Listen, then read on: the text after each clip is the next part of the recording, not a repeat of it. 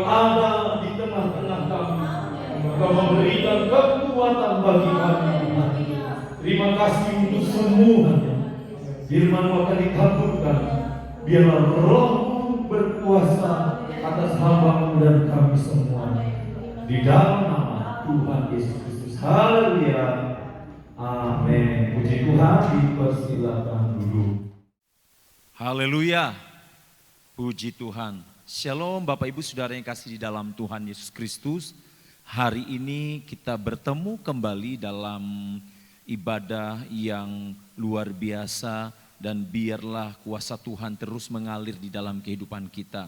Firman Tuhan saat ini saya ambil di dalam Matius pasal 25 ayat yang ke-14 sampai ayat yang ke-18. Dan juga nantinya kita akan membaca ayat-ayat yang lain untuk memberikan pengertian kepada kita bersama-sama. Untuk itu saya mengundang kita bangkit berdiri, kita baca bersama-sama firman Tuhan ini.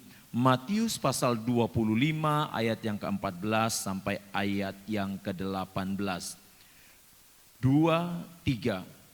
Sebab hal kerajaan sorga sama seperti seorang yang mau berpergian ke luar negeri yang memanggil hamba-hambanya dan mempercayakan hartanya kepada mereka, yang seorang diberikannya 5 talenta, yang seorang lagi 2 dan yang seorang lain lagi 1, masing-masing menurut kesanggupannya.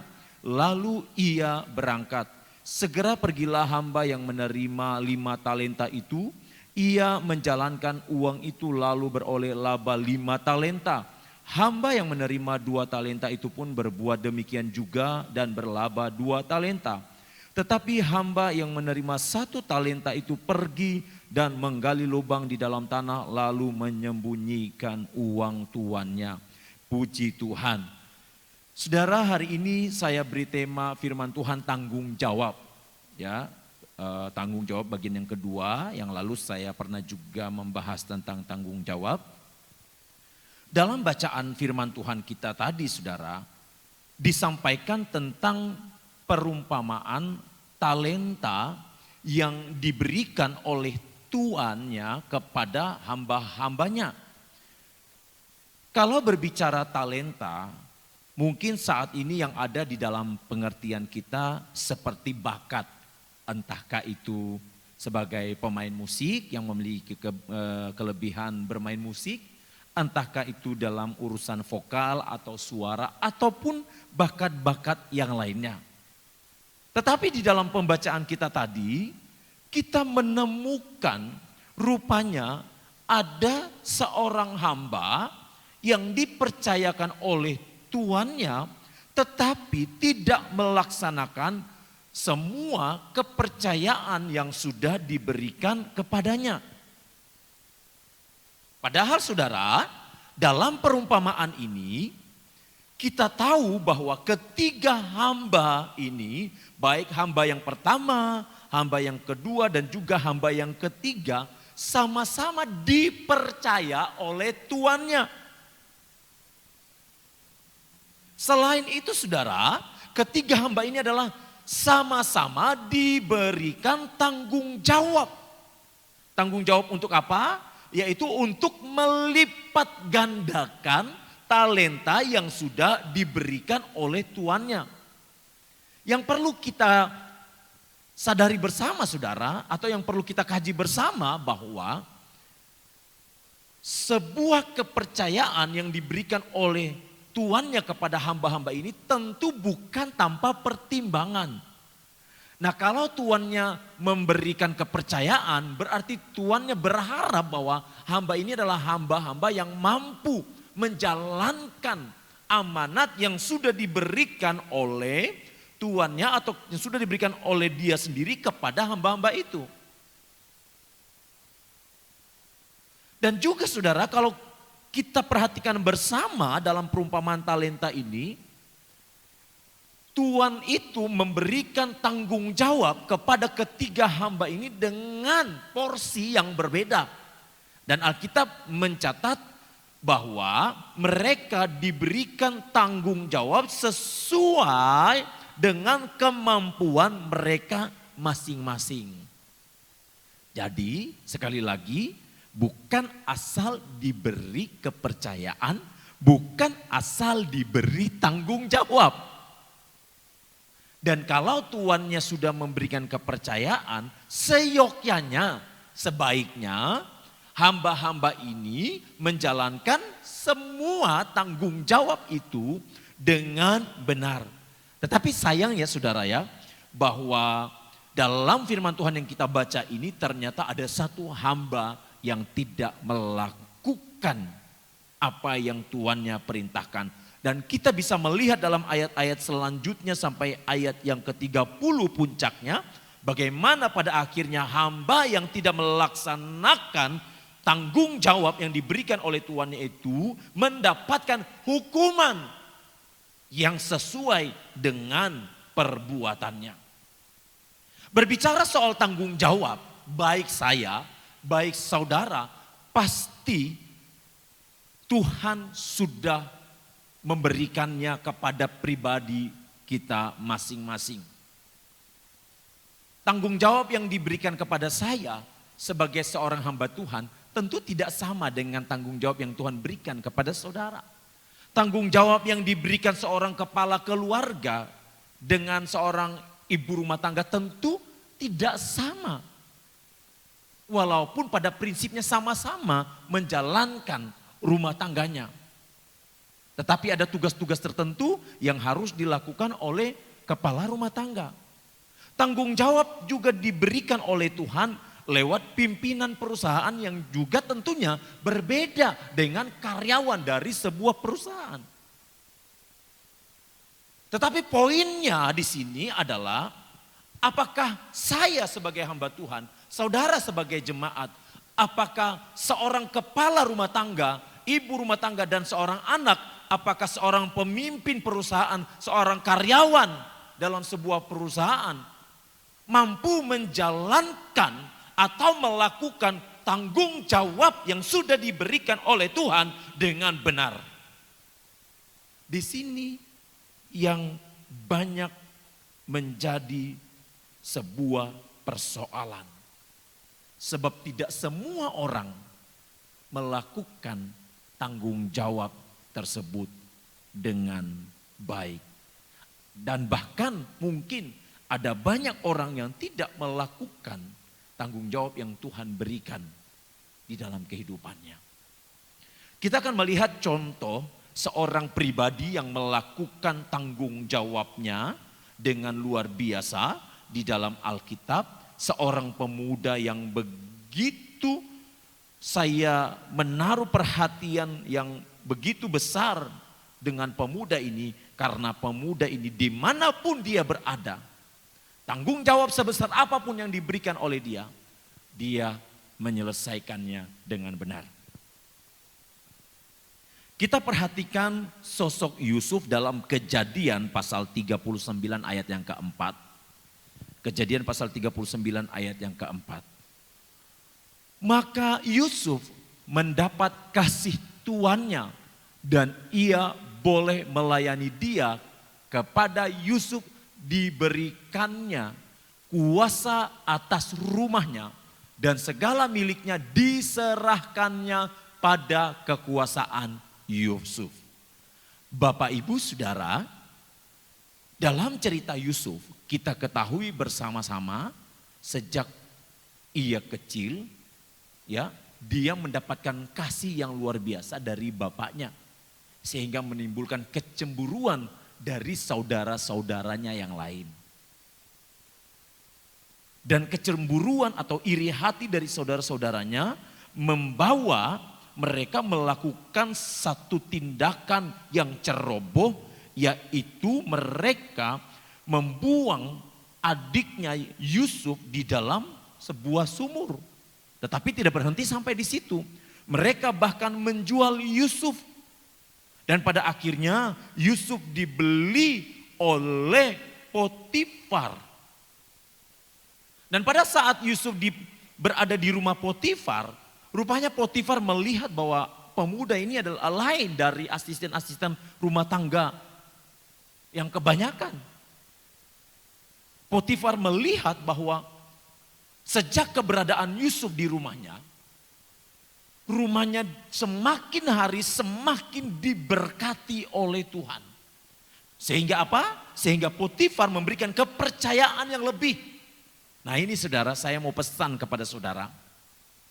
Jangan pernah menganggap seseorang itu rendah. Karena bisa saja orang yang kita anggap itu rendah, justru dialah yang mendatangkan berkat di dalam kehidupan kita. Bisa saja orang itu yang Tuhan pakai. Contoh yang luar biasa itu Yusuf, saudara. Asisten rumah tangga, tapi memberikan pengaruh yang luar biasa di dalam rumah Potifar. Asisten rumah tangga yang mungkin orang kenal pada saat ini lebih banyak dengan sebutan pembantu rumah tangga. Tetapi bagi Tuhan, mau dia seorang pembantu rumah tangga, mau dia seorang asisten rumah tangga, itu bukan hal yang tidak baik di mata Tuhan. Tetapi Tuhan mau pakai Yusuf lebih lagi. Justru dalam kapasitasnya sebagai asisten rumah tangga, Tuhan mau menunjukkan bahwa Tuhan tetap menyertai Yusuf. Dan kita tahu bersama sebagai orang yang dipercaya oleh Potifar, Yusuf sanggup melakukan tanggung jawabnya dengan benar. Sebab dia tahu bahwa Tuhanlah yang membawa dia. Boleh saya katakan saudara, bahwa apa yang dilakukan Yusuf ini dalam lingkup rumah tangga. Karena kita tahu tadi bahwa Potifar mempercayakan seluruhnya. Kecuali istri Potifar itu sendiri yang berada di bawah kekuasaan Potifar. Tidak berhenti sampai di situ saudara.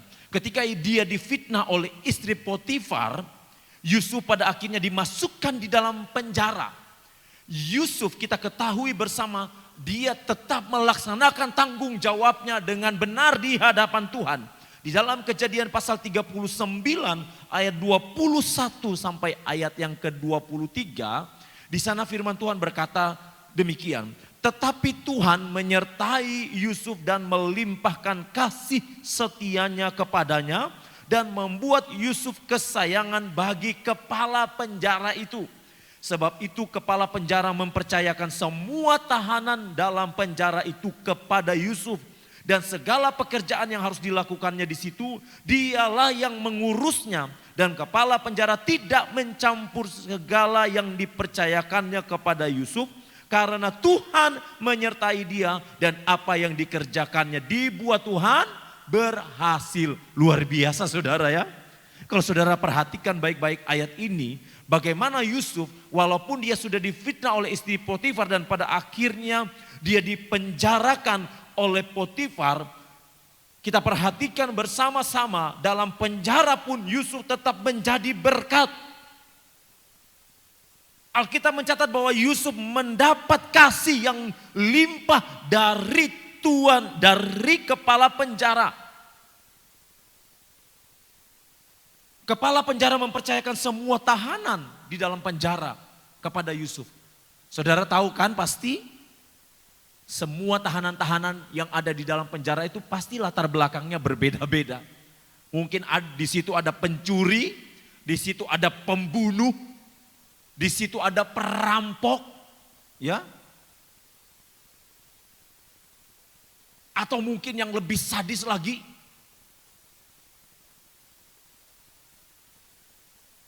dan kita tahu bersama bahwa di dalam penjara pasti ada narapidana-narapidana yang sudah lebih lama dari Yusuf. Tetapi apa yang terjadi saudara? Kendati pun Yusuf baru di situ. Firman Tuhan katakan Yusuf mendapat kasih dari kepala penjara. Dan Yusuf dipercayakan untuk mengurus semua tahanan yang ada. Ini bukan sesuatu yang mudah saudara. Ini lingkupnya jauh lebih besar. Kalau tadi lingkupnya hanya sebatas dalam kehidupan rumah tangga, di mana di situ Potifar, istri Potifar, dan mungkin pelayan-pelayan lainnya. Tetapi kali ini lebih besar lagi, yaitu tahanan yang begitu banyak dari seluruh penjuru tanah Mesir dibawa ke dalam penjara bagi mereka yang melanggar. Tetapi sekali lagi firman Tuhan katakan, Yusuf mendapat kepercayaan dan Tuhan buat dia berhasil. Saudara mungkin bertanya, kenapa Yusuf dipercayakan kembali dalam hal yang lebih besar? Kalau bukan Yusuf seorang yang bertanggung jawab, tidak mungkin kepala penjara mempercayakan hal yang lebih besar dan tentunya hal yang riskan kepada Yusuf. Tetapi karena Yusuf bertanggung jawab, Yusuf memegang teguh prinsip-prinsip yang benar yang sudah disampaikan oleh orang tuanya dan juga yang firman-firman Tuhan yang sudah ia dengar. Yusuf terapkan itu di dalam penjara.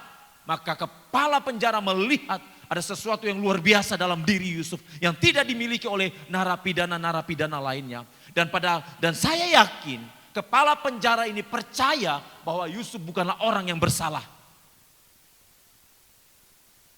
Di sini poinnya, saudara. Yusuf tidak perlu membela dirinya. Yusuf tidak perlu membuktikan bahwa dia adalah seorang yang benar bukan yang salah. Dengan tanggung jawab yang sudah diberikan kepadanya, kepala penjara dapat melihat itu, bahwa dia adalah orang yang benar. Lebih lanjut saudara, tidak berhenti sampai di situ. Ketika sudah melalui berbagai proses di dalam penjara sampai pada akhirnya Fir'aun bermimpi tentang hal yang tidak bisa ditafsirkan oleh siapapun yang ada di tanah Mesir. Yusuf memegang peranan yang besar. Tuhan memakai Yusuf untuk dapat mengartikan seluruh mimpi yang Fir'aun dapatkan pada saat ia sedang tidur. Kejadian pasal 41 ayat 41 dan 42. Di situ firman Tuhan berkata, selanjutnya Fir'aun berkata kepada Yusuf, dengan ini aku melantik engkau menjadi kuasa atas seluruh tanah Mesir. Sesudah itu Fir'aun menanggalkan cincin meterainya dari jarinya dan mengenakannya pada jari Yusuf. Dipakaikannya lah kepada Yusuf pakaiannya daripada kain halus dan digantungkannya kalung emas pada lehernya. Saudara yang kekasih di dalam Tuhan Yesus Kristus, sampailah kepada puncaknya. Ketika Yusuf setia di rumah Potifar sebagai asisten rumah tangga. Walaupun pada akhirnya ia difitnah. Setelah itu di dalam penjara ia tetap setia, ia tetap melakukan tanggung jawabnya. Sampailah kepada puncaknya Allah mengangkat Yusuf pada satu posisi yang terbaik dalam hidupnya. Sebagai orang nomor 2 di Mesir sesudah Fir'aun. Walaupun orang nomor 2, tetapi seluruh perkataan Yusuf didengar bukan hanya oleh masyarakat atau rakyat Mesir pada saat itu. Tetapi Fir'aun pun mendengar seluruh perkataan Yusuf, seluruh saran-saran yang disampaikan oleh Yusuf. Sehingga Fir'aun tidak segan-segan untuk mengangkat Yusuf kepada jabatan yang lebih tinggi. Bahkan menanggalkan cincin meterainya dari jarinya dan memberikannya kepada Yusuf. Saudara yang kekasih di dalam Tuhan Yesus Kristus, tanggung jawab yang diberikan oleh Tuhan kepada tanggung jawab yang dilakukan oleh Yusuf yang sudah diberikan oleh Tuhan dilakukan dengan benar sampai kepada akhirnya dia menghasilkan buah yang luar biasa. Tuhan mengangkat Yusuf. Bapak Ibu Saudara yang kekasih di dalam Tuhan Yesus Kristus. Mungkin saat ini ada hal yang Tuhan percayakan dalam kehidupan saudara. Mungkin itu terasa sangat kecil. Mungkin itu bukan sesuatu yang besar. Cuman segini, jangan saudara. Jangan sampai kita berkata seperti itu. Saudara harus ingat bahwa sekecil apapun tanggung jawab itu di mata manusia, tetapi di mata Tuhan bernilai, sangat berharga. Jangan sampai kita mengambil peran seperti hamba yang ketiga. Dia merasa satu talenta itu tidak ada artinya. Dia merasa satu talenta itu adalah sesuatu yang sedikit dibanding kedua orang hamba lainnya. Sehingga dia membuang kesempatan. Dia melepaskan tanggung jawab yang sudah diberikan kepadanya. Tanggung jawab apa yang Tuhan sudah berikan kepada saya dan saudara saat ini? Ada begitu banyak tanggung jawab. Mungkin itu dalam hal jasmani. Soal nafas kehidupan kita setiap hari. Tuhan memberikan kita nafas kehidupan selama 1 hari 24 jam. Kalau ada kemurahan Tuhan kita lanjut lagi besoknya.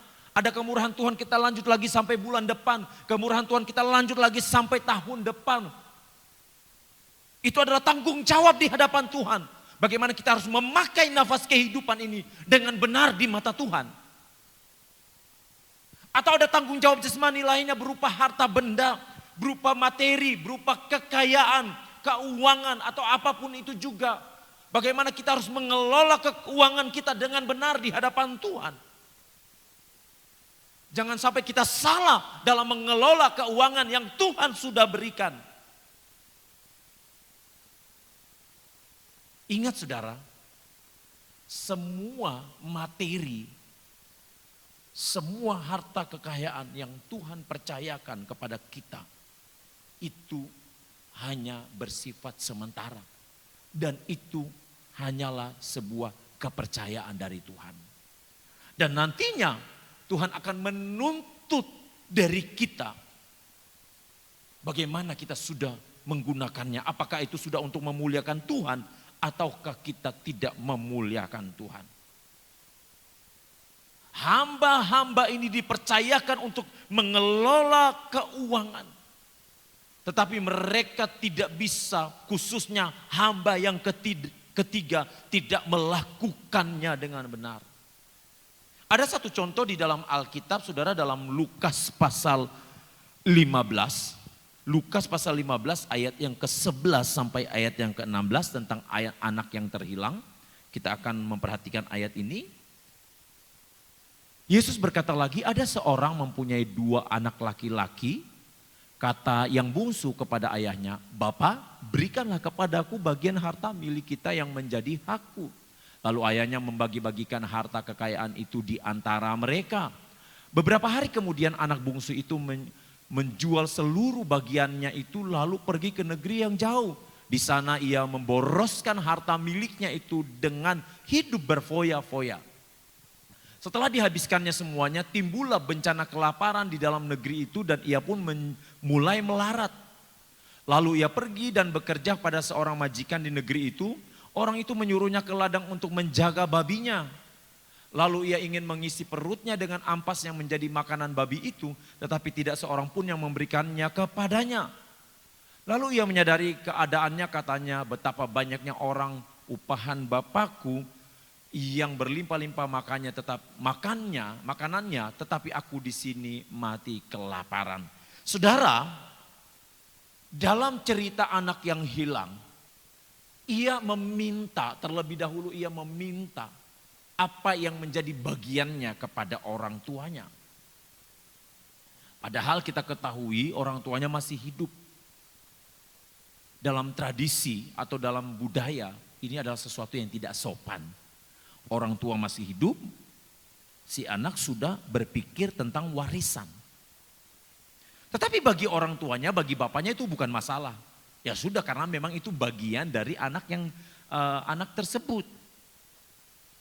Tetapi yang menjadi masalah, saudara, ketika anak itu sudah mendapat seluruh harta warisannya, anak tersebut tidak menggunakan harta miliknya dengan benar. Dengan kata lain, anak tersebut tidak mengelola keuangan dengan baik. Saudara, mengapa kadang-kadang rumah tangga bermasalah dengan keuangan? Salah satunya seperti anak yang terhilang ini. Tidak bisa mengelola keuangan dengan benar. Saya mau katakan kepada saudara, berapapun penghasilan saudara, kalau gaya hidup kita adalah gaya hidup yang tidak benar, yang tidak sesuai dengan firman Tuhan, kita akan selalu merasa kurang. Dan pada akhirnya, peribahasa yang mengatakan besar pasak daripada tiang akan terjadi di dalam kehidupan kita. Kenapa saudara? Karena kita tidak pintar mengelola keuangan. Dan tidak pernah ada rasa puas di dalam diri kita. Yang selalu adalah kurang, kurang, dan kurang. Jangan salah saudara. Kalau pada akhirnya, jangan salahkan kalau pada akhirnya rumah tangga banyak yang bermasalah soal keuangan. Untuk itu saya sampaikan kepada saudara, belajarlah dari anak yang terhilang ini. Jangan sampai kita berada dalam kondisi seperti anak yang terhilang. Ia tidak bertanggung jawab dalam mengelola harta kekayaan yang sudah didapatnya. Padahal itu adalah kepercayaan. Orang tuanya berharap ketika harta warisan diberikan kepadanya, orang tuanya berharap anak ini dapat mengelola keuangannya dengan baik dan mengembangkan usahanya. Tetapi ternyata dalam kenyataannya anak ini justru sebaliknya melakukan kesalahan demi kesalahan. Tanggung jawab apa lagi yang Tuhan berikan? Dalam hal pekerjaan. Hubungan antara relasi yang satu dengan relasi yang lainnya. Saudara, kalau saudara dipercayakan perusahaan atau dimanapun tempat saudara bekerja,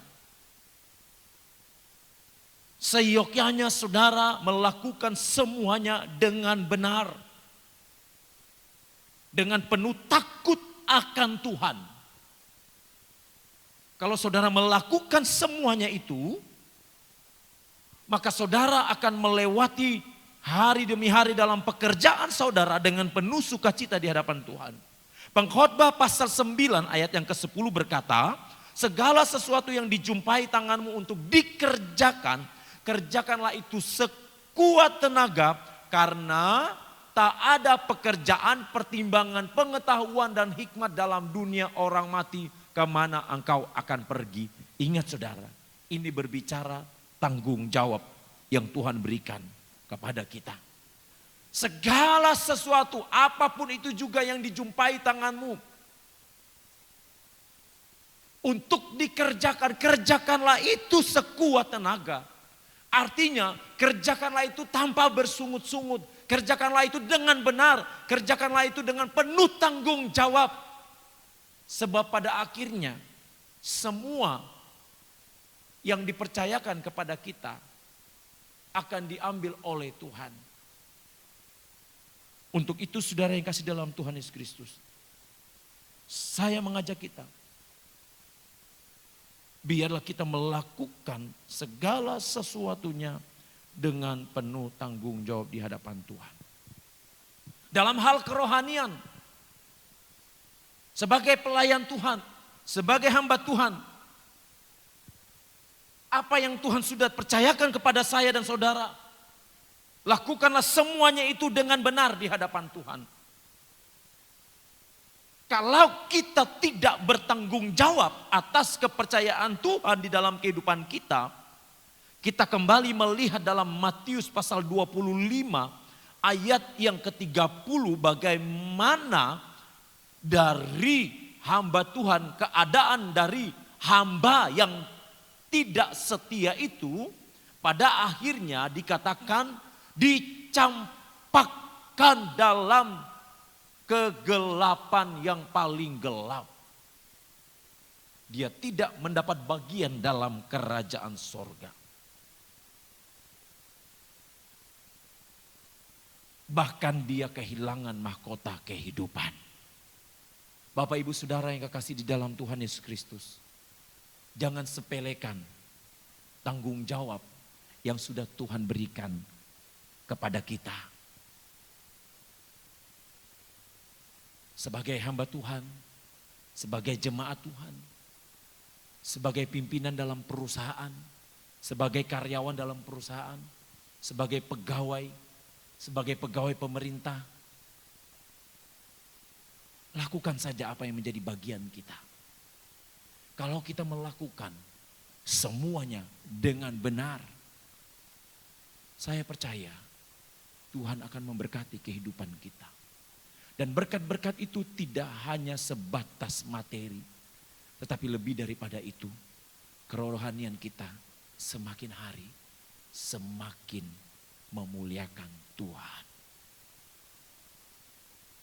Jadilah umat-umat Tuhan yang bertanggung jawab atas apa yang Tuhan sudah percayakan. Tuhan memberkati.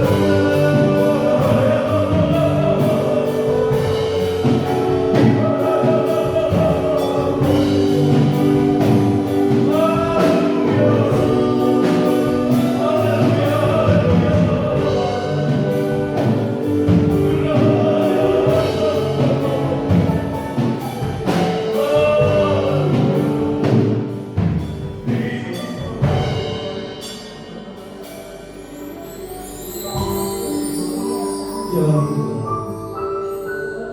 terima kasih. Haleluya.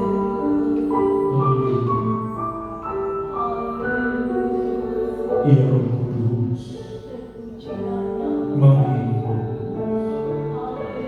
mari, terima kasih.